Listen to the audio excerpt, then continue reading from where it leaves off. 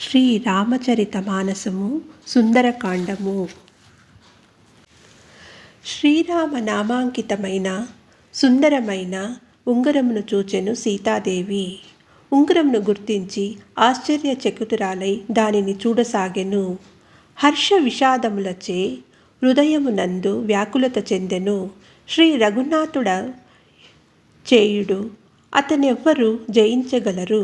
ఇట్టి దివ్యమైన చిన్మయమైన ఉంగరమును ఎవ్వరూ మాయచే కల్పించలేరు అని ఆమె ఆలోచించుచుండగా ఆంజనేయుడు తన మధుర స్వరముతో శ్రీరామచంద్రుని గుణములను వర్ణించసాగెను. వానిని వినిన సీతాదేవి దుఃఖము మాయమయ్యెను.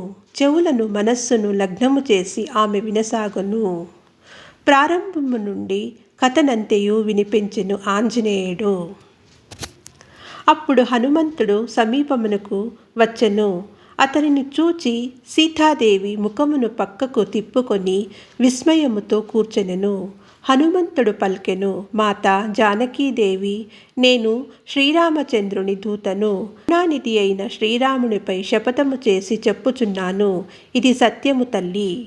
ఈ ఉంగరమును నేనే తెచ్చినాను.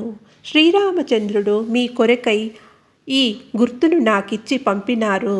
సీతాదేవి పలికెను, నరుల వానరుల సమాగమము ఎట్లు జరిగినది? అప్పుడు హనుమంతుడు జరిగిన సంఘటనలన్నింటినీ వివరించసాగెను. హనుమంతుని ప్రేమభరిత వచనములను విని ఆమె కథనపై విశ్వాసము కలిగెను. నిజముగా ఇతడు మనోవాక్కర్మలచే కృపాసాగరుడైన శ్రీరాముని దాసుడు అని ఆమె గుర్తించెను. మాత, ఇప్పుడు ధైర్యము వహించి శ్రీ రఘునాథుని సందేశమును వినండి. ఇట్లు చెప్పగానే హనుమంతుడు ప్రేమతో పులకితుడాయెను. ఈ రాక్షస సమూహమును శలభములతో సమానము. శ్రీరాముని బాణము అగ్నితో సమానము. ఓ తల్లి, ధైర్యము వహించుడు. ఈ రాక్షసులు నశించిరారని భావించుడు.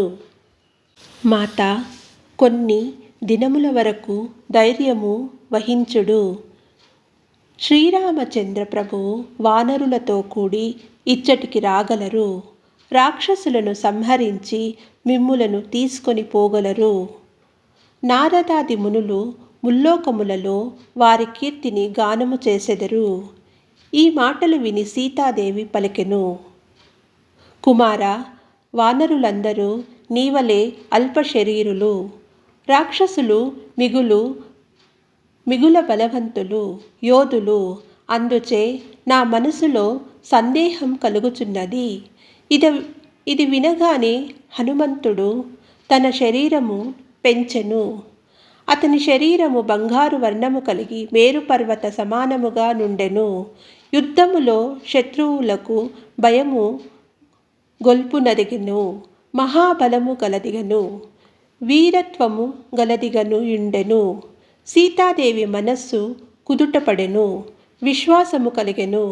హనుమంతుడు మరల సూక్ష్మరూపమును ధరించెను. మాతా వినుడు, వానరులకు ఎక్కువ బలము బుద్ధియుండుదు. కానీ ప్రభు మహిమ వలన చిన్న పాము కూడా గరుడిని తినివేయగలదు.